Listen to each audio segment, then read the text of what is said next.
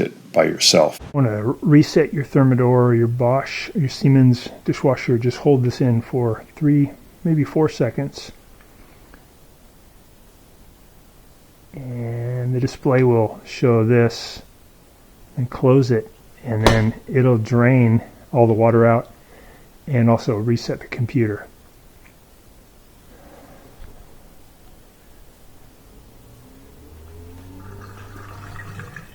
You can hear it draining right there.